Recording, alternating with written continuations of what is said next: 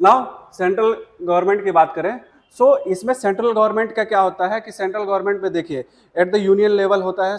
अब central government के अंदर अंदर हमें पता है कि प्रेसिडेंट आते हैं, देन वाइस प्रेसिडेंट होते हैं, ये प्राइम मिनिस्टर होते हैं, अटॉर्नी जनरल होते हैं। So this are the different categorization at the central level. Central government के अंदर क्या है कि प्रेसिडेंट होते हैं, president consider, dent, vice president, ठीक है, प्राइम मिनिस्टर, अटॉर्नी जनरल, जो प्राइम मिनिस्टर जो हेडेड बाय प्राइम मिनिस्टर किसको हेड करते हैं, काउंसिल ऑफ मिनिस्टर को हेड करते हैं, ठीक है।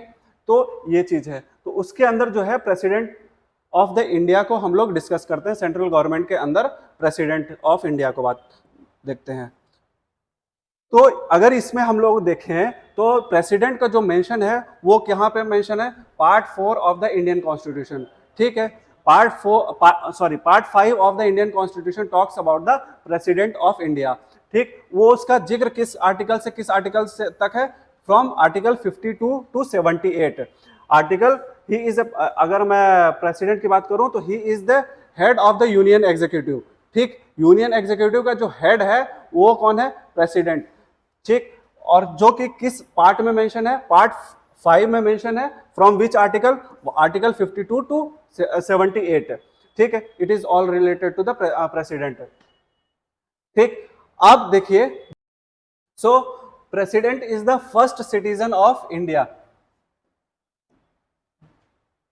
सो first citizen of India and acts as a symbol of unity, ठीक। President is the executive head of India and all the executive power of the union is vested on him। क्योंकि जो जितना हमारे India के जो central government के जो executive actions है वो सभी they are taken out in the name of the president. Therefore president is the head of the executive system of India and he is the first citizen of India. ये याद रखिएगा। किस part में mention है, part 5 में mention है, from article 72 to 78, ठीक। Union executive consist of, बताया था अभी ऊपर में बताया था पूरा एक्सप्लेन करके कि president, vice president, prime minister, union council of minister and attorney general. Attorney general किस आर्टिकल में आते हैं, आर्टिकल 76 में मेंशन किया गया है इनको, ठीक है। हाईएस्ट लॉ ऑफिसर बोला जाता है इनको, ठीक। So this is all about. अब बात करते हैं कि जो the Indian state envisages parliamentary form of government, ये therefore president has been made only a nominal executive. India में पता है कि जब हम लोग पार्लियामेंट्री फॉर्म ऑफ गवर्नमेंट को फॉलो करते हैं तो पार्लियामेंट्री फॉर्म ऑफ गवर्नमेंट में हेड कौन होता है, रियल हेड कौन होता है गवर्नमेंट का, it is the prime minister. और जो प्रेसिडेंट होता है he is the nominal head. But presidential form of government में जस्ट उल्टा होता है, क्योंकि प्रेसिडेंशियल फॉर्म ऑफ गवर्नमेंट में प्रेसिडेंट क्या है, रियल हेड होता है, ठीक।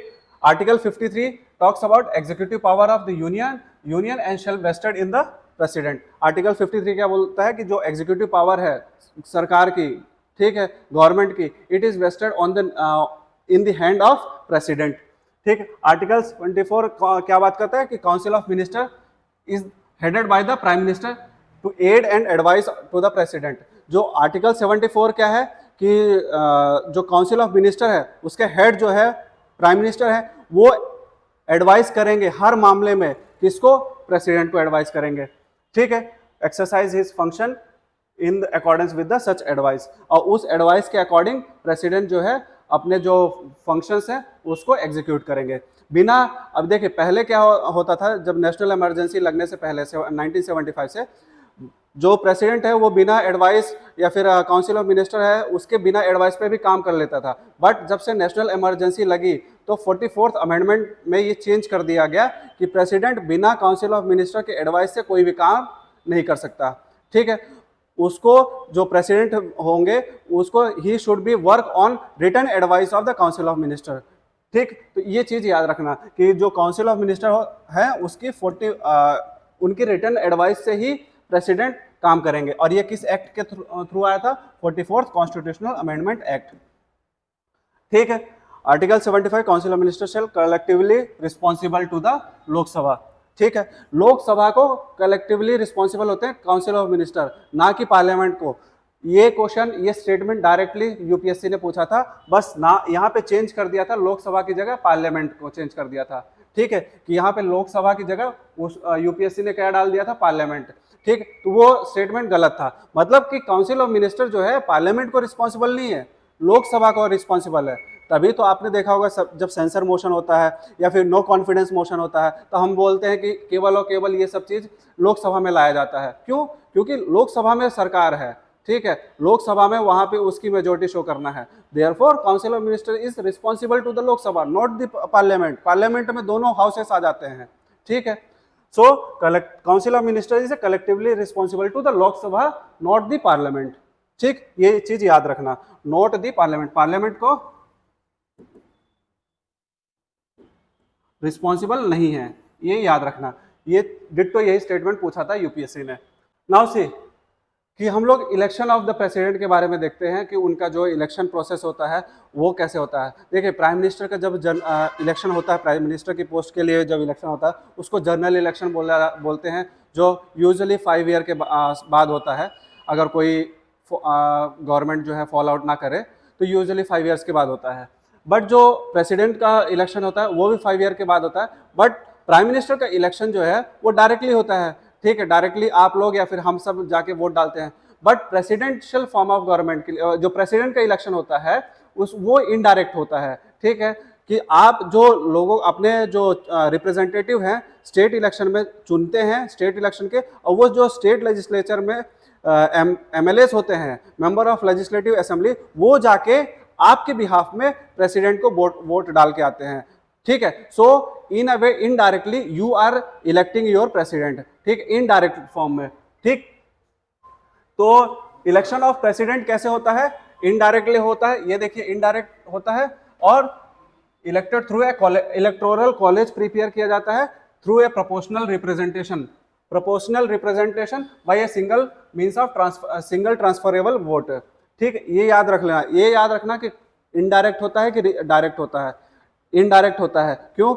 क्योंकि आप जो है डायरेक्टली जाके वोट नहीं डालते, आपके चुने हुए नुमाइंदे जो होते हैं एमएलएस, वो जाके वोट डालते हैं। ठीक है, वो they are the part of the electoral college of the president. अभी हम लोग देखेंगे कि कौन कौन होते हैं इलेक्टोरल कॉलेज ऑफ प्रेसिडेंट। देखिए, इलेक्टोरल कॉलेज के अंदर ये क्वेश्चन बहुत पूछा जाता है कि इलेक्टोरल कॉलेज में कौन कौन लोग इंक्लूडेड होते हैं।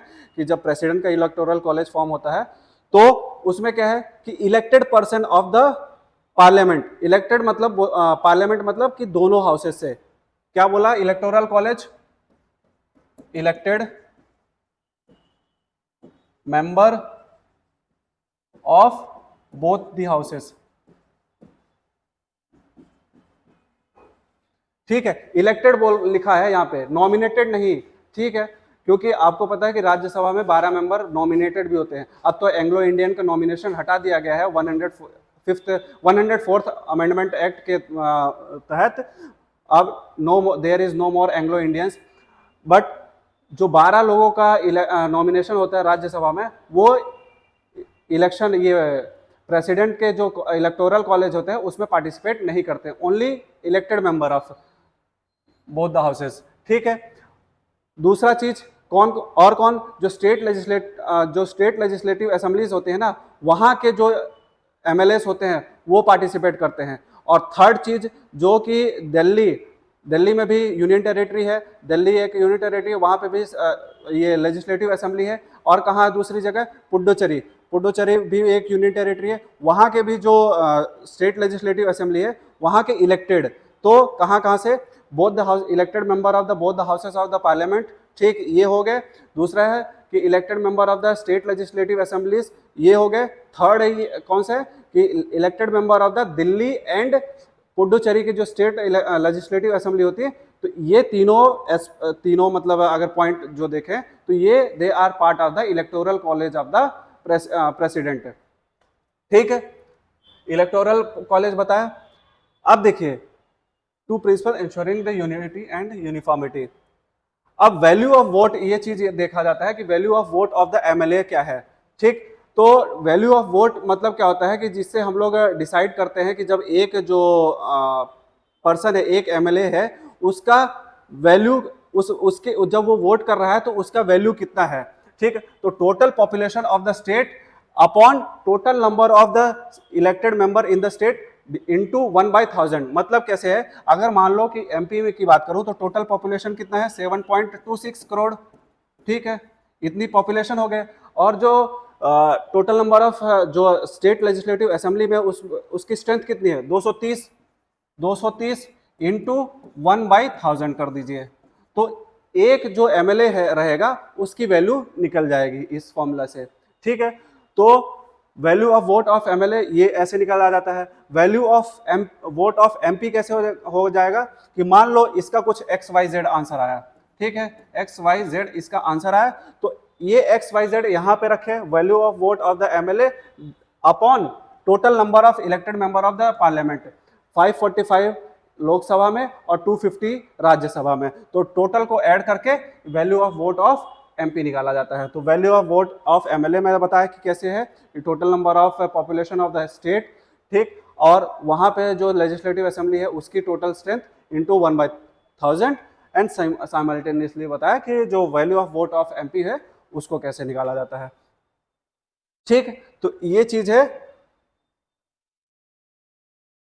Value of vote of MLA and value of vote of MP. अब देखिए इलेक्टोरल कॉलेज चीज मैंने पहले ही डिस्कस कर दिया कि elected member of 2 houses of the parliament, यहाँ पे लोकसभा एंड राज्यसभा दोनों आते हैं, ठीक है। Elected member of legislative assembly of the state, जितने भी 27 स्टेट्स हैं तो उसके जो इलेक्टेड मेंबर होते हैं वो सभी पार्टिसिपेट करते हैं। Elected member of legislative assembly of Delhi और पुडुचेरी, क्योंकि ये यूटी है, यहाँ पे यूनियन लेजिस्लेटिव असेंबली है, सो इलेक्टेड, ये बात ध्यान रखिएगा कि तीनों जगह इलेक्टेड है। यहाँ पे क्वेश्चन फ्रेम ट्रैप करके इस फॉर्म में दे सकता है, नॉमिनेटेड डाल सकता है, तो नॉमिनेशन नहीं है, नॉमिनेटेड मेंबर नहीं होते हैं, ये बात याद रख लेना, क्योंकि ट्रैप यहीं पे फंसाएगा एग्जाम में, ठीक। ये इलेक्टेड है। नॉमिनेटेड, इसके जो इम्पीचमेंट होता है ना प्रेसिडेंट, उसमें पार्टिसिपेट करते हैं जो नॉमिनेटेड मेंबर होते हैं पार्लियामेंट में, 12 जो राज्यसभा में नॉमिनेटेड होते वो पार्टिसिपेट करते हैं इम्पीचमेंट में, ठीक है, but not in the electoral college. Article 71 electoral college की बात करता है, आर्टिकल 71 बात करता है इलेक्टोरल कॉलेज की बात करता है, ठीक है। अब क्वालिफिकेशन देखते हैं कि क्या क्या क्वालिफिकेशन होती है प्रेसिडेंट के, जो नॉमिनेशन होता है उसमें क्या क्या क्वालिफिकेशन होती है। So he should be Indian citizen. कौन होना चाहिए? इंडियन सिटीजन होना चाहिए। Age should be above the 35 years, ठीक है, कि मिनिमम 35 ईयर्स की जो एज होती है वो तो रहनी चाहिए, ठीक है। पहली जो है इंडियन सिटीजन होता है, दूसरा एज 35 होता है, तीसरा जो है qualification of the condition should be such that he should be eligible for to become the member of the Lok Sabha, मतलब कि उसकी एलिजिबिलिटी ऐसी होनी चाहिए कि वो लोकसभा का मेंबर बन सके, ठीक है। और तीसरा है he should not hold office of profit. He should not hold office of profit का मतलब क्या होता है कि मान लो कि प्रेसिडेंट भी बन गए, उधर गवर्नर भी बने हुए हैं, तो वो एक ही पोस्ट, जो एक ही पर्सन जो है दो पोस्ट को मतलब ऑक्यूपाइड किया हुआ है, तो इसको बोला जाता है ऑफिस ऑफ प्रॉफिट। मतलब आप एक ऑफिस को तो हैंडल कर रहे हो, प्लस दूसरे ऑफिस का भी आप उसमें प्रॉफिट ले रहे हैं, ठीक है। नॉमिनेटेड मेंबर ये है कि 50 पर मेंबर से साइन होना चाहिए, और सिक्योरिटी डिपॉजिट होता है कि जब 15,000 आरबीआई में सबमिट करना चाहिए पड़ेगा, कि जब प्रेसिडेंट जो है अपने नामांकन करते हैं जिसको, ठीक है, तो वो अपना सिक्योरिटी डिपॉजिट आरबीआई के पास 15,000 डिपॉजिट करते हैं। देखिए एक बहुत ही इंटरेस्टिंग चीज यहाँ पे बताता हूँ कि जो ये क्वालिफिकेशन है इंडिया के प्रेसिडेंशियल फॉर्म ऑफ गवर्नमेंट में और यूएसए के प्रेसिडेंशियल फॉर्म ऑफ गवर्नमेंट या फिर प्रेसिडेंट के जो इलेक्शन होता है, उसमें एक इंटरेस्टिंग चीज ये है कि जो यूएसए का प्रेसिडेंट बनेगा वो बाय बर्थ ही होना चाहिए, ठीक है। यूएसए में ये प्रावधान है कि अगर वहाँ के लिए जो प्रेसिडेंट बनेगा, जैसे अभी कमला हैरिस है, इंडियन ओरिजिन, वो बाय बर्थ है वहाँ यूएस की ही है, ठीक है, कमला हैरिस वाइस प्रेसिडेंट जो है। बट अगर मान लीजिए कोई बंदा इंडिया में बर्थ है, जिसका बर्थ इंडिया में है, ठीक है, और वहाँ पे यूएसए में जाके प्रेसिडेंट बनना चाहता है तो वो बन नहीं पाएगा, क्योंकि यूएसए का प्रोविजन ये है कि वहाँ का प्रेसिडेंट वही बनेगा जो कि वहाँ बर्थ लिया है, ठीक है, बाय बर्थ जो वहाँ से आया है। बट इंडिया में ये प्रोविजन नहीं है। इंडिया में आप अगर जो सिटीजनशिप है बाय बर्थ है, बाय नेचुरलाइजेशन है, बाय डिसेंट है, अलग अलग प्रक्रिया होती है सिटीजनशिप लेने के लिए।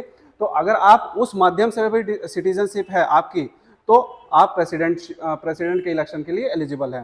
ठीक है, तो ये डिफरेंस है। So the oath to the president is given by the CJI, senior most जज सीजीआई, और उनकी जगह पे, सीजीआई की जगह पे अगर CJI chief justice of India अगर नहीं है तो उनको ओथ कौन दिलाएगा? अदर सीनियर मोस्ट जज। ठीक है, अदर सीनियर मोस्ट जज ऑफ द सुप्रीम कोर्ट। ठीक, तो प्रेसिडेंट को कौन ओथ दिलाएगा? सीजीआई या फिर अदर सीनियर मोस्ट जज ऑफ द सुप्रीम कोर्ट। ये बात याद रख लेना, ये इंपॉर्टेंट है कि प्रेसिडेंट को ओथ कौन दिलाता है? The person is CGI. ठीक है, ये पॉइंटर जो है मार्क कर लेना, ये इंपॉर्टेंट है कि ओथ कौन दिलाता है। ठीक, terms and condition of the president, जो कि आर्टिकल 56 में मेंशन्ड है कि कितने टर्म्स के लिए, कितने साल के लिए प्रेसिडेंट बनेंगे। ठीक है, क्या क्या कंडीशंस होनी चाहिए, अप्लाई होनी चाहिए उनके सैलरीज या फिर उनके जो फंक्शनिंग्स होते हैं उसको रेगुलेट करने के लिए। तो वो terms and conditions of the president is being mentioned in the article 56। ठीक, तो इसमें क्या बात किया गया है, क्या प्रोविजंस है कि जो प्रेसिडेंट का जो टेन्योर है, ठीक है, वो कितने साल का होगा? 5 इयर्स। ठीक, 5 इयर्स का टेन्योर होगा। ये याद रख लीजिएगा, जितने में मैं सर्कल मार कर रहा हूँ या फिर जितने में पॉइंटर हाईलाइट कर रहा हूँ वो इंपॉर्टेंट वर्ड है। ठीक, तो कितने साल का टर्म होगा? 5 इयर्स का। ठीक, after the expiry he shall continue, या फिर जब उसका 5 साल खत्म हो जाएगा उसके बाद भी कंटिन्यू कर सकता है अपने ऑफिस को, बट तभी तक जब तक एक नया दूसरा प्रेसिडेंट जो है इलेक्ट होके नहीं आ जाएगा। मे रिजाइन फ्रॉम, उससे इससे भी पहले है कि अगर वो प्रेसिडेंट सेटिस्फेक्शन नहीं है फ्रॉम हिज ऑन ऑफिस, तो उससे पहले वो रिजाइन कर सकता है before completion of his 5 years. तो may resign from his office before 5 years writing to the vice president. किसको रेजिग्नेशन देगा? Vice president. ये याद रख लेना, क्योंकि यहाँ पे ये कैच हो सकता है या फिर ये ट्रैप हो सकता है कि जिसने ओथ दिलाया, किसने ओथ दिलाया? CJI, chief justice of India. तो यहाँ पे एक स्टेटमेंट बन सकता है कि president resigns to the chief justice of India, वो गलत हो गया, वो गलत होगा। तो ये कैच और ट्रैप यहाँ पे डाल सकता है कि जो रेजिग्नेशन प्रेसिडेंट किसको देंगे? वाइस प्रेसिडेंट को देंगे। ठीक, may be elected for an number of times unlike USA. देखिए, इंडिया में ये भी है कि कोई कॉन्स्टिट्यूशनल ने कैपिंग नहीं दे रखी है, सीलिंग नहीं दे रखा है कि प्रेसिडेंट को कितने, मतलब रिस्ट्रिक्ट नहीं करके रखा है कि आप इतने नंबर ऑफ टाइम्स के लिए प्रेसिडेंट बनेंगे। वो अनलिमिटेड टर्म्स के लिए प्रेसिडेंट बन सकते हैं। बट यूएसए की अगर हम बात करें तो वहां पे सीलिंग है, वहां पे ये रिस्ट्रिक्शन है कि वहां के जो प्रेसिडेंट होते हैं केवल और केवल 2 ही बार बन सकते हैं। तो ये डिफरेंस याद रखिएगा कि इंडिया में कोई रिस्ट्रिक्शन नहीं है, कोई सीलिंग नहीं है इन टर्म्स ऑफ जो उसका जो प्रेसिडेंट का टेन्योर है कि कितनी बार इलेक्ट हो सकते हैं, अगेन रीअपॉइंटेड, रीइलेक्टेड हो सकते हैं, वो अनलिमिटेड है, कोई सीलिंग नहीं। बट यूएसए के केस में 2 बार है। ठीक है, तो ये चीज याद रखना इनके टर्म्स ऑन ऑफिस में कि किस आर्टिकल में मेंशन है, आर्टिकल 56। ये आर्टिकल याद रखना, कितने साल का होता है? 5 इयर्स का याद रखना। ठीक है, वो अपने टर्म्स का जो एक्सपायरी होता है उसके बाद भी कंटिन्यू कर सकते हैं, अनलेस जो कि नया जो प्रेसिडेंट है अपॉइंट होके जब तक नहीं आते तब तक वो अपना ऑफिस को कंटिन्यू कर सकते हैं। ठीक है, और रेजिग्नेशन किसको देंगे? Vice president, not the CGI. ठीक है, ये याद रखिएगा, vice president not the CGI resignation देंगे। ठीक है, और एन नंबर टाइम्स अपना वो टेन्योर कंटिन्यू कर सकते हैं, अनलाइक यूएसए में जो 2 बार होता है। ठीक, तो ये हम लोगों ने देखा टर्म्स ऑफ प्रेसिडेंट। अब उसके बाद बात होती है इम्पीचमेंट ऑफ द प्रेसिडेंट, मतलब अगर सिंपल भाषा में बोलूं तो रिमूवल ऑफ द प्रेसिडेंट। ठीक है, जो कि किस आर्टिकल में मेंशन है? आर्टिकल 61। ये डायरेक्टली डिट्टो ऐसे क्वेश्चन फ्रेम कर दिया जाता है कि in which article impeachment of the president has been mentioned in the constitution. तो याद रखना कि आर्टिकल कौन सा आर्टिकल है? That is article 61 of the Indian constitution talks about impeachment. अगर इसको मैं सिंपल भाषा में बोलूं तो removal of the president. But impeachment जो है कॉन्स्टिट्यूशनली वर्ड है, तो ये इम्पीचमेंट वर्ड सही रहेगा, नॉट द रिमूवल। रिमूवल तो हम लोग लेमैन भाषा में बोल देते हैं, बट कॉन्स्टिट्यूशनली अगर लॉ की भाषा में बोला जाए तो impeachment word is correct. That has been mentioned in the article 61। ठीक है, इम्पीचमेंट ऑफ द प्रेसिडेंट केवल एक ही कंडीशन के लिए होगा, only in the condition of violation of the constitution. क्या चीज के लिए? वायलेशन ऑफ द कॉन्स्टिट्यूशन, क्योंकि प्रेसिडेंट को क्या बनाया गया है कि देखिए सुप्रीम कोर्ट होता है एक कस्टोडियन ऑफ द कॉन्स्टिट्यूशन की, ये जो guarantor and custodian of the constitution, but उसको इनेक्ट कराने के बात करता है, उसको इंप्लीमेंट कराने की बात करता है, तो वो प्रेसिडेंट के हाथ में होता है, because president is the head of the state. ठीक है, तो अगर प्रेसिडेंट वॉयलेट करते हैं कॉन्स्टिट्यूशन के जो किसी भी प्रोविजंस हैं, उनके प्रोविजंस को वायलेट करते हैं, उसी कंडीशन में, एक ही कंडीशन में क्या होगा, ये प्रेसिडेंट का इंपीचमेंट होगा। किसके द्वारा किया जाएगा? Bye the parliament. ठीक है, अब वो इंपीचमेंट जो प्रोसेस होता है वो लोकसभा या राज्यसभा किसी भी हाउस में स्टार्ट हो सकता है। ठीक, तो ये है impeachment lies in the parliament only in the case of violation of the constitution. Impeachment of the president is quasi judicial process. ये पूछ लेगा कि क्वासी जुडिशियल प्रोसेस है कि नहीं है। क्वासी जुडिशियल प्रोसेस मतलब कि थोड़ा जुडिशरी का भी पावर है और थोड़ा लेजिस्लेटिव का भी पावर है। तो क्वासी जुडिशियल अगर कहीं भी आपको मेंशन किया जाए कि क्या होता है क्वासी जुडिशियल, इसका मतलब तो यहां पे ऐसी कोई बॉडी, ऐसी कोई संस्था जिसके पास लेजिस्लेटिव फंक्शन भी है, लेजिस्लेटिव पावर भी है एंड जुडिशियल पावर भी है। तो देखिए प्रेसिडेंट को रिमूव कर रहे हैं, तो रिमूव करने का प्रोसेस क्या है? वो जुडिशियल है, और रिमूव करने की प्रक्रिया क्या है? वो लेजिस्लेटिव है। इसलिए जो प्रेसिडेंट को इंपीचमेंट है वो क्वासी जुडिशियल फंक्शन है। Okay, so next moving to the election of the president. Election, ये चीज हम लोगों ने देख लिया था, पर एक बार दोबारा हम लोग मेंशन कर देते हैं, रिपीट कर देते हैं कि जो इलेक्शन होता है इलेक्टोरल कॉलेज है। तो इलेक्टोरल कॉलेज कैसे होता है? Electoral college from the both the house of elected member of the both the houses of the parliament. Lok Sabha, इसमें लोकसभा एंड राज्यसभा दोनों शामिल होता है। ठीक है, elected member of the legislative assembly of the state. जितनी भी स्टेट्स में 27 स्टेट्स में लेजिस्लेटिव असेंबलीज हैं, उसके इलेक्टेड मेंबर्स इसमें शामिल होते हैं। ठीक है, इलेक्टेड मेंबर ऑफ यूटीज, कितने यूटीज? Union territory 2। कौन कौन सी? दिल्ली एंड पुडुचेरी, क्योंकि यही 2 यूटी हैं जहां पे लेजिस्लेटिव असेंबली है। तो याद रखने ये चीज है कि इलेक्टेड वर्ड ध्यान रखना इसमें, इलेक्टेड, नॉट द नॉमिनेटेड। ठीक, अब article 71 disputes regarding electoral college कहाँ किस में फाइनल किया जाता है? सुप्रीम कोर्ट को द्वारा फाइनल किया जाता है कि अगर मान लीजिए इलेक्टोरल कॉलेज जो है इनकम्प्लीट है या फिर कुछ माल प्रैक्टिसेस हुई है इलेक्टोरल कॉलेज में during the election of the president, तो that has been all discussed and decided by the supreme court of India. ठीक, क्वालिफिकेशन मैंने बताया था कि he should be a Indian citizen. ठीक, एज उनकी जो है 35 ईयर्स होनी चाहिए। He should be qualified to become a member of the Lok Sabha. Lok Sabha, ये याद रखना है, यहाँ पे लोकसभा वाइस प्रेसिडेंट के लिए यहाँ पे चेंज हो जाएगा, इसीलिए मैं यहाँ पे मार्क कर रहा हूँ, हाईलाइट कर रहा हूँ कि जो प्रेसिडेंट होते हैं वो क्वालिफाइड होने चाहिए। किसके लिए? लोकसभा के मेंबर बनने के लिए। वो क्वालिफिकेशन होगी तभी वो प्रेसिडेंट होंगे। बट यही in case of vice president वो आ जाएंगे यहाँ पे राज्यसभा कि he should be qualified to become a member of the Rajya Sabha. ठीक है, तो ये ट्रैप यहाँ पे क्वेश्चन एग्जामिनर आपको डाल सकता है, तो ये ध्यान रखिएगा। ठीक है, and he should not hold the office of profit, मतलब एक ऑफिस अगर संभाल रहे हैं तो दूसरा ऑफिस वो उस समय डिसकंटिन्यू कर देना चाहिए उनको। ठीक, अब बात करते हैं कि क्या powers and functions of the president के जो है पावर्स और फंक्शंस जो दिए हुए हैं प्रेसिडेंट को संविधान में, वो उसकी बात करते हैं। तो देखिए इसके अंदर हम लोग कई प्रकार की पावर्स और फंक्शंस देखेंगे कि जैसे लेजिस्लेटिव पावर है, एग्जीक्यूटिव पावर है, जुडिशियल पावर है, या फिर इमरजेंसी पावर्स हैं। ठीक है, पार्डनिंग पावर्स हैं। ये सारी पावर्स हम लोग देखेंगे। इतना पावरफुल बनाने के बाद भी अगर हम लोग बात करते हैं कि प्रेसिडेंट जो है एक नॉमिनल हेड है। देखिए यूपीएससी में एक जैसा क्वेश्चन पूछा था कि इन spite of giving all such power, इतनी सारी पावर्स देने के बाद भी प्रेसिडेंट को वो एक केवल रबर स्टैंप है।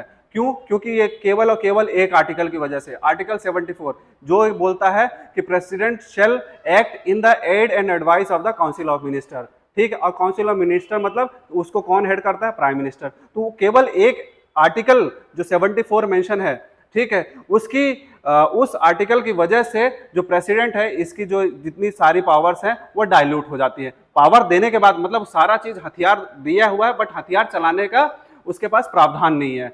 प्रेसिडेंट के पास, ठीक है। वो किसके पास है? Council of minister. Council of minister मतलब प्राइम मिनिस्टर, ठीक है।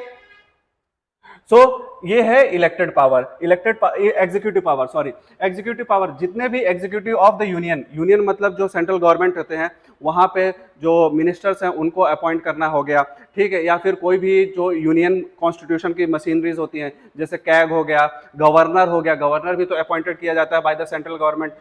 इनफैक्ट प्रेसिडेंट उसको अपॉइंट करता है, बट नॉमिनेशन तो सेंट्रल गवर्नमेंट करती है, ठीक है। कैग हो गया, यूपीएससी हो गया, फाइनेंस मिनिस्टर का जो फाइनेंस कमीशन हो गया, उसका स्टैब्लिशमेंट हो गया 280 आर्टिकल के अंदर। सो जितनी भी एग्जीक्यूटिव बॉडीज होती हैं, ठीक, आपका जो ब्यूरोक्रेसी है, ब्यूरोक्रेसी को भी अपॉइंट, जो ऑल इंडिया सर्विसेज है, आईएएस, आईपीएस, ये इंडियन फॉरेस्ट सर्विस, जो इनका अपॉइंटमेंट होता है, ये सब प्रेसिडेंट के जो प्रेसिडेंट के द्वारा ही अपॉइंटेड किए जाते हैं, और ये प्रेसिडेंट के क्या है? एग्जीक्यूटिव पावर्स हैं, ठीक है। तो ये देखिए, all executive power of union vest उसके ऊपर निहित रहती है, ठीक है। He is the supreme commander of chief of the defence of, जितने भी तीन जो आर्मी, नेवी और एयरफोर्स के जो चीफ जो अपॉइंटेड होते हैं, वो कौन अपॉइंट करता है? They are appointed by the president, ठीक है। तो वो जो चीफ को तीनों थल सेना, वायुसेना और जो नेवी है, तीनों के चीफ को अपॉइंट करने वाला कौन है? प्रेसिडेंट। वो इसकी एग्जीक्यूटिव पावर है। Appoint prime minister and other ministers, जिनको वो प्रधानमंत्री बोलेगा, तो वो भी एक अपॉइंटमेंट करने की पावर जो है, एग्जीक्यूटिव पावर है। अपॉइंटमेंट ऑफ अटॉर्नी जनरल, जो आर्टिकल 76 में मेंशन है, article 76, CAG 146, election commission 324, article 324 and other election commissioners, ठीक। ये अपॉइंट करने की बात। All the ambassadors and high commissions of India, जितने भी एम्बेसडर इंडियन फॉरेन सर्विस से सेलेक्ट होके जाते हैं वो, और हाई कमीशन जितने भी कॉमनवेल्थ नेशंस होते हैं, वहाँ पे जो एम्बेसडर या फिर डिप्लोमेट अपॉइंटेड किए जाते हैं, उनको एम्बेसडर बोला जाता है, सॉरी हाई कमीशन बोला जाता है। अदर कंट्रीज में एम्बेसडर बोला जाता है। तो उनकी जो अपॉइंटमेंट होती है, वो सब चीज एग्जीक्यूटिव पावर है। Pardoning power of the president to ये can declare any area, scheduled area. देखिए, फिफ्थ शेड्यूल और सिक्स शेड्यूल बात करता है ना, शेड्यूल एरिया, ट्राइबल एरिया के बारे में। तो किसी भी एरियाज को जब जो काउंसिल ऑफ मिनिस्टर बताएगा कि हाँ इस एरिया को शेड्यूल्ड एरिया में डिक्लेयर करना है, तो वो पावर किसके पास है? प्रेसिडेंट के पास है। So all this power has been mentioned, has been provided with the president, and these powers come under the executive power of the president. Okay, moving towards the next power. उसके फिर आने legislative powers में बात करते हैं कि legislative power में क्या क्या आता है। सो प्रेसिडेंट, देखिए प्रेसिडेंट क्या है? इंटीग्रल पार्ट ऑफ पार्लियामेंट का। पार्लियामेंट में तीन भाग होते हैं, one is Lok Sabha, other is Rajya Sabha, और प्रेसिडेंट भी शामिल होते हैं। क्यों? क्योंकि प्रेसिडेंट के बिना आप किसी भी बिल को एक्ट बना नहीं सकते, उसी की सिग्नेचर होती है जिसको हम लोग एसेंट बोलते हैं। So president is a integral part of the parliament, ठीक, बट वो मेंबर नहीं होता, ठीक है, मेंबर नहीं होता पार्लियामेंट का, but he is an integral part of the parliament, ठीक, integral and invisible part of the parliament. ये अब वो क्यों? क्योंकि जो हर साल जो पहला साल होता है, जैसे इस साल बजट सेशन चालू हुआ था, तो आर्टिकल 87 में मेंशन है special session of the president, कि आर्टिकल 87 क्या बोलता है? आर्टिकल 87 क्या बोलता है? ये देखिए, आर्टिकल 87 स्पेशल सेशन की बात करता है, जो कि बुलाया जाता है बाय द प्रेसिडेंट, ठीक है, in the first session of every general election. जैसे 2019 में जनरल इलेक्शन हुआ था, अब 2024 में होगा, तो जो 2024 में जो पहला इलेक्शन मतलब जो जीत के आएगी, उसको उस पार्टी को समन करने के लिए वो पहला इलेक्शन, पहली सीटिंग समन होगा, ठीक है। हर साल का जो पहला समन होता है, पहली सीटिंग होती है कब? बजट के समय, उसको समन करने के लिए। So all this are mentioned in the legislative power of the president. Joint sitting की बात है, जहां पे दोनों हाउसेस के बीच में डेडलॉक हो जाता है, जिस बिल के ऊपर डेडलॉक हो जाता है, उस डेडलॉक को रिजॉल्व करने के लिए प्रेसिडेंट क्या करते हैं? ज्वाइंट सिटिंग बुलाते हैं। अब देखिए, ज्वाइंट सिटिंग केवल और केवल ऑर्डिनरी बिल के लिए बुलाई जा सकती है, not for the money bill and not for the constitutional bill, ठीक है। क्यों? क्योंकि ये with the prior permission of the president के पास मतलब रखे जाते हैं हाउस में, ठीक है। इसीलिए मनी बिल और कॉन्स्टिट्यूशनल बिल को के ऊपर ज्वाइंट सिटिंग नहीं होती है, केवल और केवल ऑर्डिनरी बिल, मतलब नॉर्मल जो डे टू डे फंक्शनिंग के लिए बिल होते हैं उसको एक्ट बनाने के लिए, तो उसके लिए जो ज्वाइंट सिटिंग बुलाई जाती है that is mention in the article 108, तो उसको समन करने के लिए। तो ये जितनी भी प्रोविजंस है ये है कि legislative power of the president के अंदर आती है। ठीक है, रिपोर्ट है, यूपीएससी की रिपोर्ट है, या इलेक्शन कमीशन की रिपोर्ट है, कैग की रिपोर्ट है, फाइनेंस कमीशन की रिपोर्ट है। ये पार्लियामेंट में ले डाउन करने की जो पावर प्रावधान है वो ये प्रेसिडेंट की लेजिस्लेटिव फंक्शन है।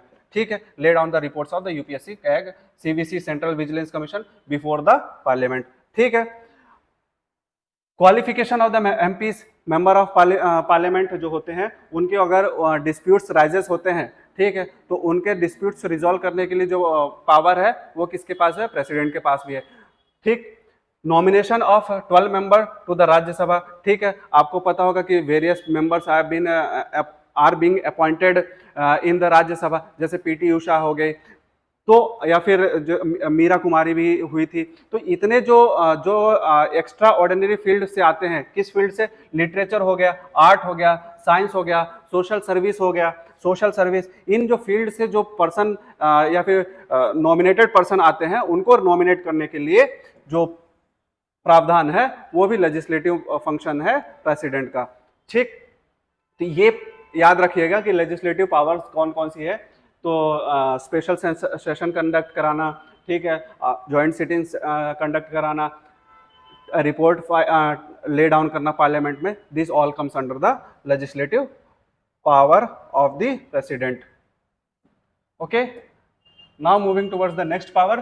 ठीक, जो परमिशन है टू टेक द एक्सपेंडिचर, जो कंसोलिडेटेड फंड ऑफ इंडिया है उससे जो एक्सपेंडिचर लेना है, लोकसभा निकालती है ना, तो वो जो परमिशन है वो किसके द्वारा लिया जाएगा? प्रेसिडेंट के द्वारा लिया जाएगा। आर्टिकल 200 जो है क्या बात करता है कि जो स्टेट गवर्नमेंट की जो बिल है गवर्नर रिजर्व कर लेता है for the ascent of the president, तो उस वो भी क्या है? प्रेसिडेंट का लेजिस्लेटिव पावर है, लेजिस्लेटिव फंक्शन ऑफ प्रेसिडेंट। कौन सा आर्टिकल? आर्टिकल 200। ठीक, आर्टिकल 123 क्या बात करता है? याद रखिएगा, इट टॉक्स अबाउट ऑर्डिनेंस। ठीक है, article 123 it talks about ordinance, कि अगर मान लो दोनों सदन नहीं है, लोकसभा राज्यसभा दोनों ही नहीं है, और कुछ स्पेशल इमरजेंसी या फिर नेशनल इंटरेस्ट को ध्यान में रखते हुए कुछ लॉ बनाना है, कुछ बिल पास करना है, तो वो उसको क्या बोला जाता है? ऑर्डिनेंस बोला जाता है, which is brought by the president. किस आर्टिकल में मेंशन है? आर्टिकल 123। आर्टिकल 123 ये डायरेक्टली पूछा जाता है, बहुत इंपॉर्टेंट है, और वेरियस वनडे या फिर अदर एग्जाम से पूछा जाता है कि इन विच आर्टिकल ये ordinance has been bringing the promulgation of the ordinance has been mentioned, so the answer will be article 123. Okay, so these were the legislative power functions of the president. Now financial power की अभी देखिए, money bill जो है वो लोकसभा में ही केवल लाया जाता है। कैसे? With the prior permission of the president, कि जब तक प्रेसिडेंट सहमति नहीं देगा तब तक मनी बिल आप लोकसभा में टेबल नहीं कर सकते हैं। ठीक है, और ये एक चीज और याद रखिएगा कि money bill is only brought in the Lok Sabha, not in the Rajya Sabha. ठीक है, राज्यसभा के पास ऐसी कोई पावर नहीं है मनी बिल को लेके। ठीक है, money bill can be introduced in the parliament only with the president's permission, with the prior permission of the president, ये याद रखिएगा। ठीक है, he lays down the annual financial budget. ठीक है, एनुअल फाइनेंशियल स्टेटमेंट जो आर्टिकल 112। अब एक क्वेश्चन अगर मैं आपसे पूछूं कि क्या बजट जो वर्ड है, BUDJET, बजट जो वर्ड है वो कॉन्स्टिट्यूशन में मेंशन है? आंसर विल बी नो, क्योंकि बजट जो शब्द है वो संविधान में कहीं मेंशन नहीं है। ठीक है, उसकी जगह जो है एनुअल फाइनेंशियल स्टेटमेंट मेंशन है। क्या है? Annual financial statement. किस आर्टिकल में है? Article number 112। तो अभी जैसे बजट सत्र हुआ था, बजट सेशन हुआ था 1 फरवरी को, 31 जनवरी को इकोनॉमिक सर्वे ले डाउन हुआ था, and on the 1 February budget pass हुआ था। तो वो जो एनुअल फाइनेंशियल स्टेटमेंट है वो किसने रखा था लोकसभा के टेबल के ऊपर? वो प्रेसिडेंट ने रखा था, and that budget is called as annual financial statement in mention in the article 112। 12। तो याद रखिएगा कि बजट जो शब्द है वो कहीं भी संविधान में मेंशन नहीं है, ठीक है। ही टेक्स आउट मतलब ये कंटेंजेंसी फंड, जो 3 प्रकार के फंड होते हैं, एक कंसोलिडेटेड फंड होता है, कंटेंजेंसी फंड। कंटेंजेंसी फंड जो है वो प्रेसिडेंट के प्रोविजंस में अंदर आता है, ठीक है। He constitute the finance commission under article 280, ठीक है। अभी जो एन के सिंह जो चेयरमैन है ये 15th फाइनेंस कमीशन के, तो वो किसके द्वारा अपॉइंटेड किए गए हैं? Bye the president. So appointment of the finance commission under article 280 is done by the president. ये याद रखिएगा, प्रेसिडेंट की ये जो फाइनेंशियल पावर होती है।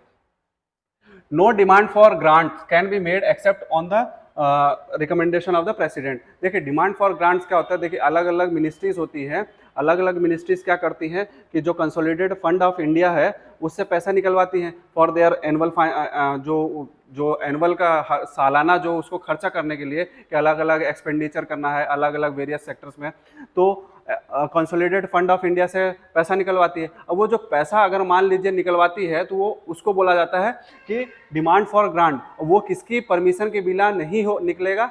That is president. प्रेसिडेंट के बिना परमिशन के बिना demand for grant can not be taken out, ठीक।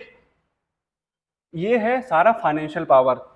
नाउ कमिंग टूवर्ड्स द ये judicial power of the president, कि judicial power of the president क्या क्या होता है। तो याद रखिएगा कि फाइनेंशियल पावर में क्या क्या आता है। मनी बिल, ठीक है। मनी बिल किस आर्टिकल में मेंशन है? It is mention in the article 110, ठीक है। आर्टिकल 110 में मेंशन है money bill, regarding money bill, ठीक है। बजट किस आर्टिकल में मेंशन है? आर्टिकल 112। और याद रखिएगा कि budget as such word constitution में मेंशन नहीं है, उसकी जगह क्या मेंशन है? एनुअल फाइनेंशियल स्टेटमेंट, आर्टिकल 112 में, ठीक है। फाइनेंस कमीशन को गठन करना, फाइनेंस कमीशन को जो स्टैब्लिश करना, जो आर्टिकल 280 में मेंशन है, वो भी ये financial power of the president के अंदर आती है। तो ये money bill, annual financial statement, ये फाइनेंस कमीशन का स्टैब्लिश करना, ठीक है, नो डिमांड फॉर ग्रांट, ये चारों पॉइंट इंपॉर्टेंट है, ये याद रखिएगा regarding the financial power of the president. Judicial power में अगर हम बात करें तो अपॉइंटमेंट ऑफ द जो चीफ जस्टिस होते हैं या फिर अदर जजेस ऑफ द सुप्रीम कोर्ट, या फिर सिमिलर पैटर्न में हम लोग देखें हाई कोर्ट्स वेरियस स्टेट्स के, तो वहाँ के जो हाई कोर्ट्स के चीफ जस्टिस होते हैं या फिर अदर जजेस होते हैं, they are being appointed by the president. तो ये प्रेसिडेंट की जुडिशियल पावर होती है, ठीक है। एक दूसरा है कि एडवाइजरी फंक्शन जो होता है, आर्टिकल 143 में मेंशन है कि अगर प्रेसिडेंट चाहे तो सुप्रीम कोर्ट से एडवाइस ले सकता है ऑन लीगल मैटर, वो एडवाइजरी जुरिस्डिक्शन होता है, वो आर्टिकल 143 के अंदर आता है। Then article 72 pardoning power of the president. तो ये तीनों चीजें जुडिशियल फंक्शन में आती है। कौन कौन सी? अपॉइंटमेंट ऑफ द जजेस to the supreme court and the high court. Second is जो ये इसका एडवाइजरी फंक्शन होता है आर्टिकल 143 के अंदर, and the third is pardoning power of the president. So this all comes under the judicial power, ठीक है। अपॉइंटमेंट ऑफ जजेस of supreme court and high court, ठीक है। एडवाइजरी प्रोविजन,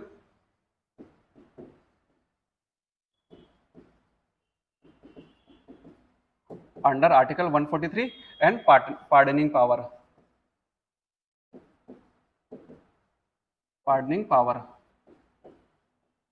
ठीक है। किस आर्टिकल में? आर्टिकल 72, ठीक है। आर्टिकल 72 में जो पार्डनिंग पावर है, क्षमा याचिका करने की जो शक्तियां हैं, वो this all comes under the judicial power of the president, okay.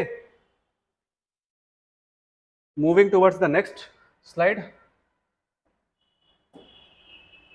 Now comes the diplomatic power, ठीक है। डिप्लोमेटिक पावर मतलब अब देखिए मोदी जी जाते हैं अलग अलग देशों का भ्रमण करते हैं, ठीक है, अलग अलग देशों का भ्रमण करते हैं, और जो तो वो जो है नॉमिनल रियल हेड होते हैं, बट जितने भी जो कन्वेंशंस होते हैं, जितने भी एग्रीमेंट्स होते हैं, ट्रीटी साइन होती है, it is all signed by on the name of the president, ठीक है। International treaties and agreement are signed on the behalf of president, ठीक है।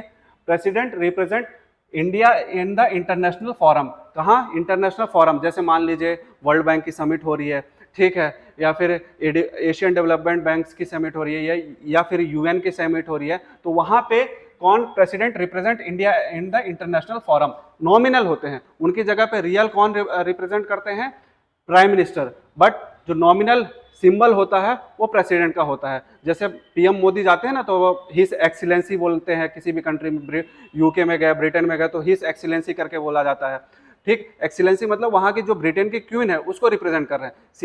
Similarly in the same pattern India के जो प्रेसिडेंट होते हैं उनके नाम के ऊपर ये सारा एग्रीमेंट, ट्रीटी साइन होती है इंटरनेशनल फोरम में। जो डिप्लोमेट्स होते हैं, एम्बेसडर्स होते हैं, वो अपॉइंटेड किए जाते हैं bye the president. So these all comes under the diplomatic power. Now comes the military power of the president. तो मिलिट्री पावर में अगर बात करें तो जो तीनों चीफ्स, आर्मी, नेवी और जो एयरफोर्स, तीनों चीफ के तीनों जो फोर्सेस है उनके जो चीफ्स को अपॉइंट करने की शक्ति है वो प्रेसिडेंट के, ये मिलिट्री पावर है, ये हम लोगों ने देखा है। ही कैन डिक्लेयर वॉर और conclude peace subject to approval of the parliament. ठीक है, जो नेशनल इमरजेंसी डिक्लेयर करने की शक्ति किसके पास है? प्रेसिडेंट के पास है। ठीक है, subjected to the council of minister है, उसके एडवाइस पे। ठीक, he appoint the chief of the army navy, ये चीज हम लोगों ने देखा है। ठीक, so this all comes under the military power of the president. Okay, now emergency power. देखिए, तीन प्रकार की इमरजेंसी होती है, article 352, 356 and 360। What are they? One is national emergency, जो कि आपने देखा है कि 1975 में भी लगी थी, एक बार लगी है। ठीक है, ऑन द इंटरनल डिस्टर्बेंस, जो ग्राउंड था, किस ग्राउंड पे? इंटरनल डिस्टर्बेंस के ग्राउंड पे। हालांकि वो चीज़ हटा दिया गया है, वो जो प्रोविजन था इंटरनल डिस्टर्बेंस, उसको हटा दिया गया है। President can declare national emergency only on written request of a cabinet minister headed by the prime minister and proclamation is approved within the 1 month। मतलब क्या होता है कि प्रेसिडेंट को ये प्रोक्लेमेशन करने की जो पावर है, नेशनल इमरजेंसी लगाने की पावर है, वो प्रेसिडेंट के पास है। बट जो उसको अप्रूव करेगा वो करेगी पार्लियामेंट। ठीक है, पार्लियामेंट विद इन 1 मंथ, 1 महीने के अंदर अंदर जो अप्रूव करने की प्रक्रिया है नेशनल इमरजेंसी को, वो कौन करेगी? पार्लियामेंट, 1 महीना के अंदर अंदर। ये याद रख लेना, विद इन 1 मंथ, ये याद रखना। क्योंकि जो प्रेसिडेंट, ये स्टेट इमरजेंसी है जिसको हम लोग बोला जाता है प्रेसिडेंट्स रूल। ठीक है, प्रेसिडेंट रूल वेरियस स्टेट्स में जो लगते हैं, जैसे मध्य प्रदेश में 3 बार लगा हुआ है स्टेट इमरजेंसी, तो किस आर्टिकल में मेंशन है? आर्टिकल 356।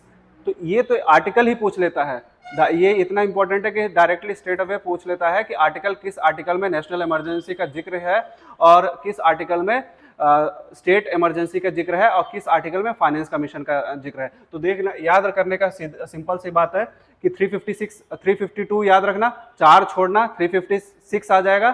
तो 356 स्टेट इमरजेंसी है, फिर 4 और ऐड करना, वो 360 आ जाएगा, वो फाइनेंस इमरजेंसी हो गया। तो अब प्रेसिडेंट रूल अप्रूव करने की जो टाइमलाइन है पार्लियामेंट के द्वारा, वो 2 महीना है। याद रखना, ये देखिए यहाँ पे 1 मंथ है, 1 मंथ, और जो पार्लियामेंट को अप्रूव करने की जो प्रोविजन है स्टेट इमरजेंसी के लिए, वो 2 मंथ है। ठीक है, national financial emergency which is under article 360। ठीक है, तो वो भी है कि 2 महीने के अंदर अंदर फाइनेंशियल इमरजेंसी को अप्रूव करना पड़ेगा, किसके द्वारा? पार्लियामेंट के द्वारा। ठीक है, हालांकि फाइनेंशियल इमरजेंसी अभी तक लगी नहीं है।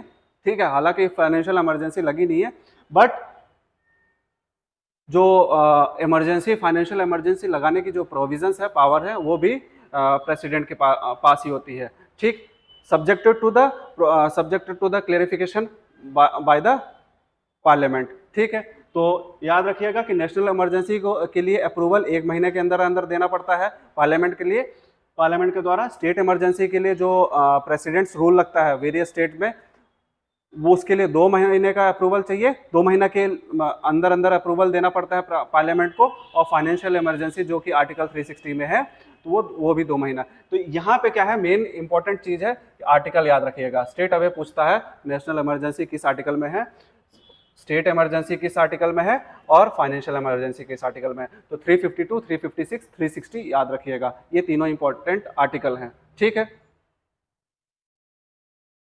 ये भले 1 मंथ 2 मंथ और 2 मंथ भले ना पूछे, क्योंकि इतना डीप में हो सकता ना जाए, बट आर्टिकल याद रखिएगा।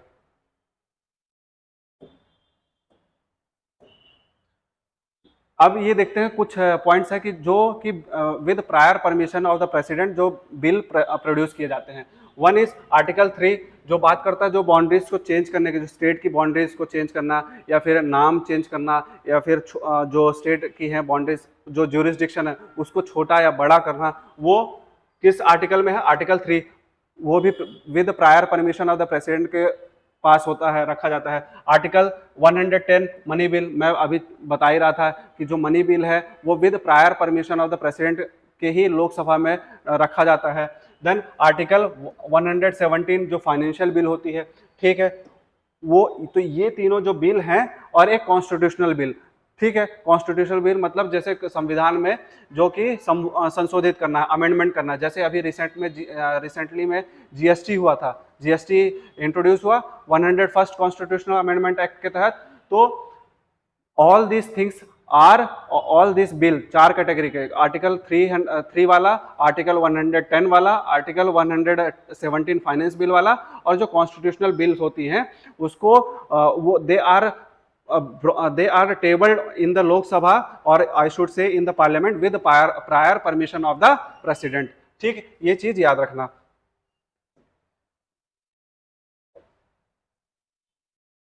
Now moving towards the next slide कि वीटो पावर, ठीक है, veto power of the president. Veto power of the president, देखिए वीटो पावर मतलब, देखिए इसीलिए इतना ज्यादा पावर दिया गया है। हम लोगों ने देखा कि लेजिस्लेटिव पावर दिया गया है, एग्जीक्यूटिव पावर दिया गया, फाइनेंशियल पावर दिया, पार्डनिंग पावर दिया गया है, जुडिशियल पावर दिया गया, 7-8 प्रकार के पावर्स दिया गया है प्रेसिडेंट को। उसके बाद भी जो प्रेसिडेंट है उसको नॉमिनल हेड बोला जाता है। क्यों? क्योंकि वही बताया स्टार्टिंग में, बिकॉज ऑफ द आर्टिकल 74। इसीलिए यूपीएससी ने पूछा था क्वेश्चन, मेंस में एक बार पूछा था, in spite of giving all such power to the president, president is called as a rubber stamp. क्यों? तो यही चीज है आर्टिकल 74 की वजह से। क्यों? क्योंकि वो काउंसिल ऑफ मिनिस्टर के एडवाइस के ऊपर नाचते हैं, और काउंसिल ऑफ मिनिस्टर कौन को हेड कौन करता है? Prime minister. ओके, सो वीटो पावर, वीटो पावर 3 प्रकार की होती है। One is absolute veto power, second is suspensive veto power, and third is pocket veto power. अब इसके बारे में हम लोग डिटेल में देखते हैं कि क्या क्या होता है।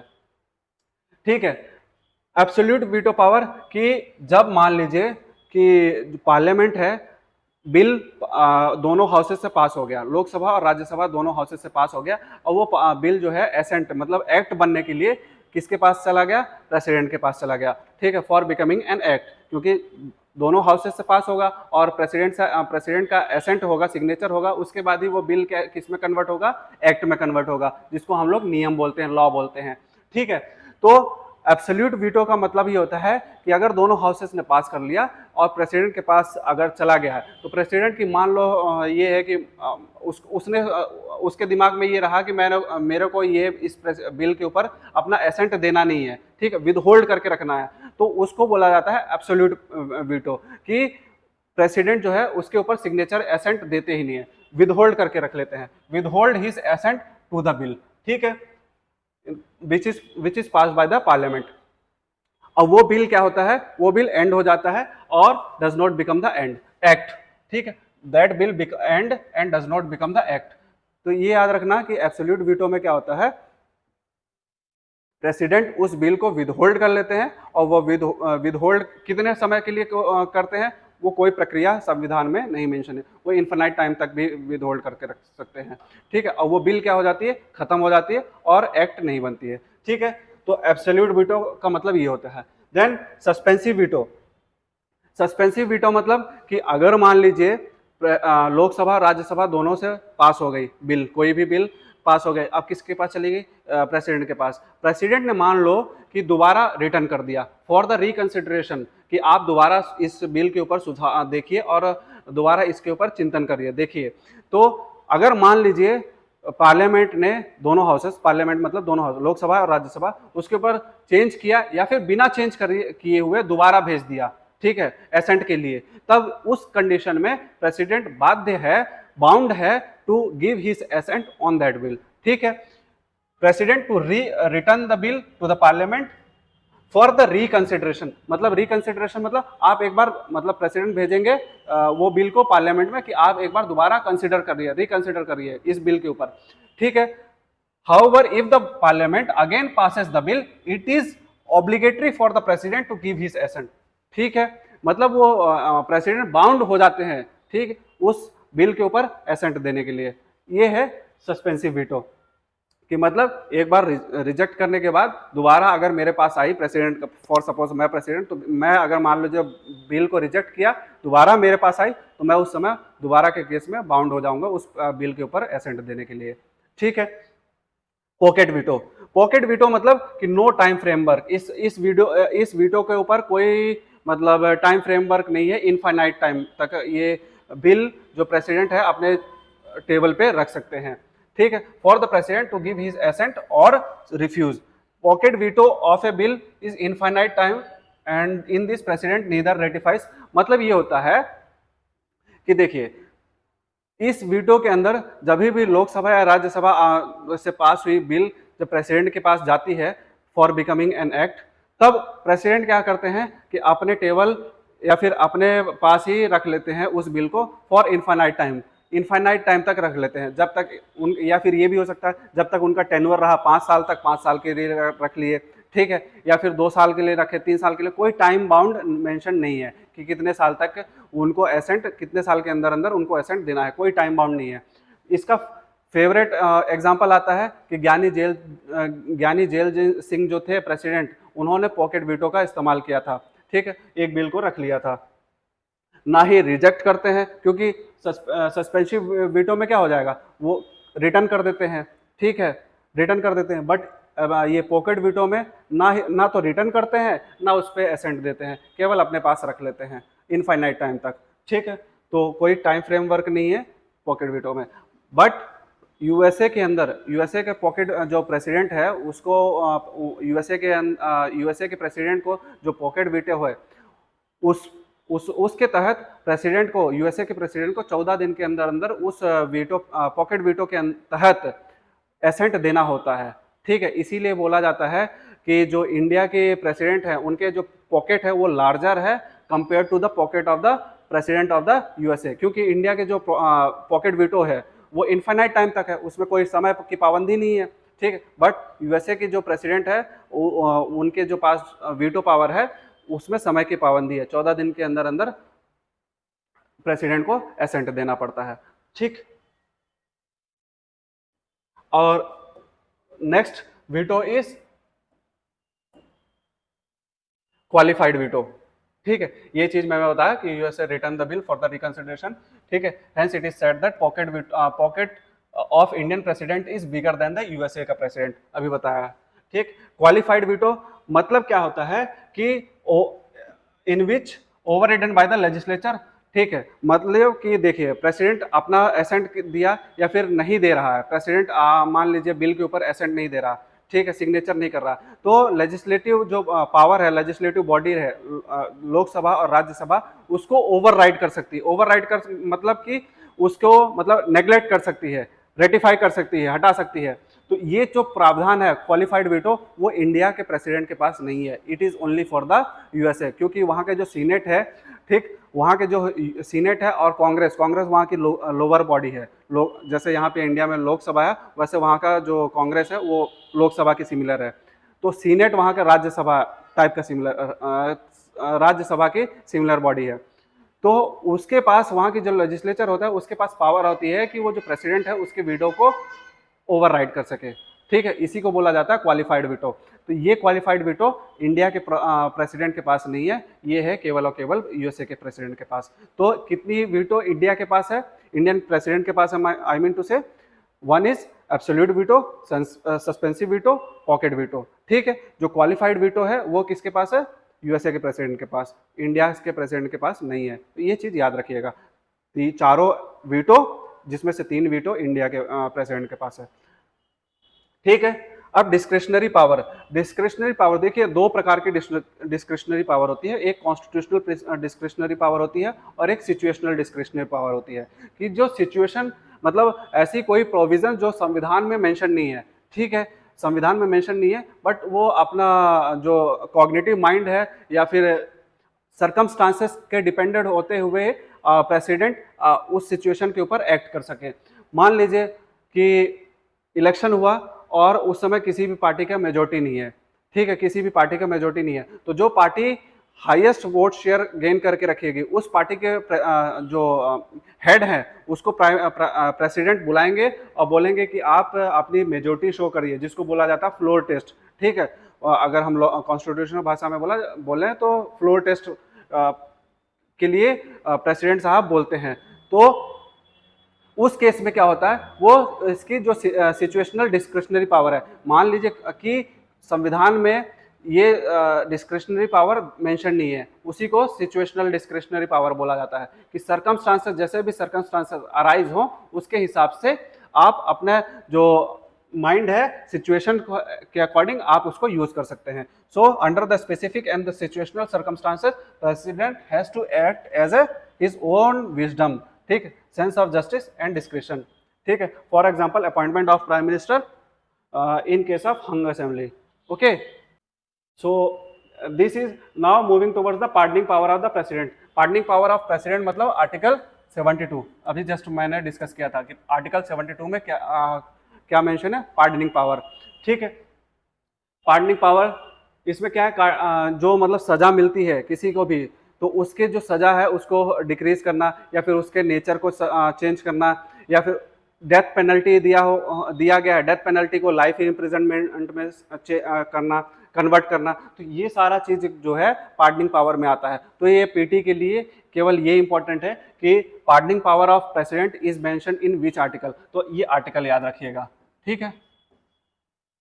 कोर्ट मार्शल, ये सारा चीज pardoning power to the court martial, ये जो जितनी भी डिफेंस होती है ना उसमें उसके तहत होता है, ये गवर्नर के पास पार्डनिंग पावर नहीं है, याद रखिएगा।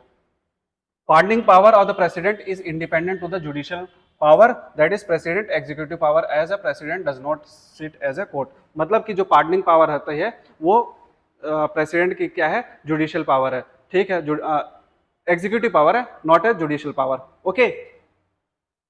So these are the powers and the vetoes which are being given to the president। अब इसमें कुछ आर्टिकल, इंपॉर्टेंट आर्टिकल मैं लिख दिया हूं, ये डिटो याद रखिएगा कि article 52 regarding the president of India के बारे में बात करता है। आर्टिकल 53 उसकी executive power of the president, हम लोगों ने कितनी सारी पावर्स देखी हैं, ठीक है। Article 54 election of the president, बात किया था, electoral college,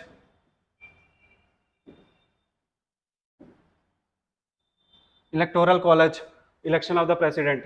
55 manner of election, किस मैनर में इलेक्शन होगा, वही इलेक्टोरल कॉलेज जो इलेक्टेड मेंबर होते हैं, पार्लियामेंट, स्टेट लेजिस्लेटिव असेंबली और 2 यूटीज के।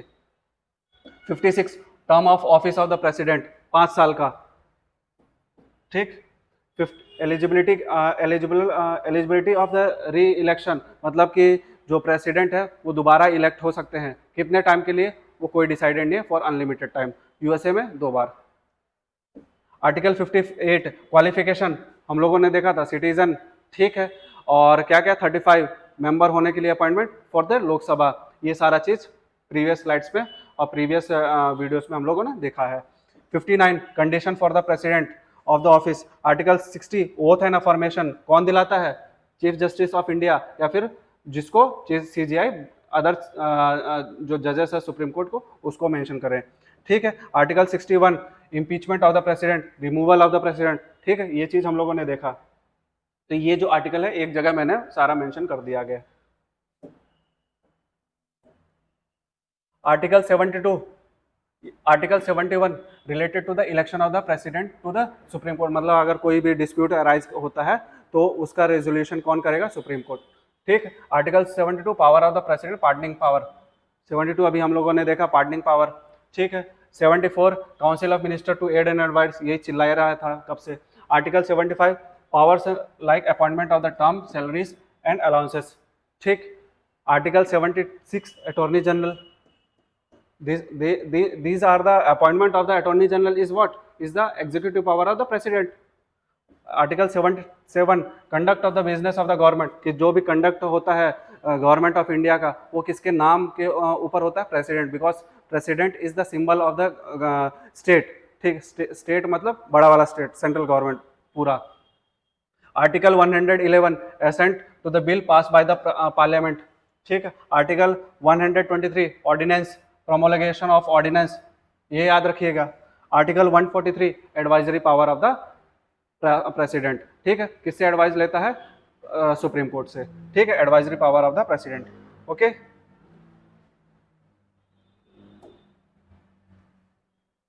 so till now these are the till now we have discussed the various provisions and power function of the president, कि किस किस आर्टिकल में मेंशन है। ठीक है, क्या क्या क्या उसकी कंडीशंस होती हैं, क्या क्वालिफिकेशन है, कौन ओथ दिलाता है, ये सारा चीज़ हम लोगों ने आज के अभी हम लोगों ने देखा। Next we will move toward the vice president, उसके प्रोविजंस देखेंगे। ओके।